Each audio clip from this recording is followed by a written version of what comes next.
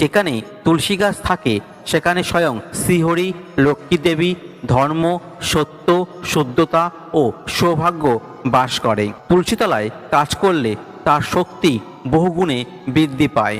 পুরাণে বলা হয়েছে তুলসীতলায় পুজো, দান, জপ বা যে কোনো সৎকর্ম করলে তা 1000 গুণ বেশি ফলপ্রসূত হয়।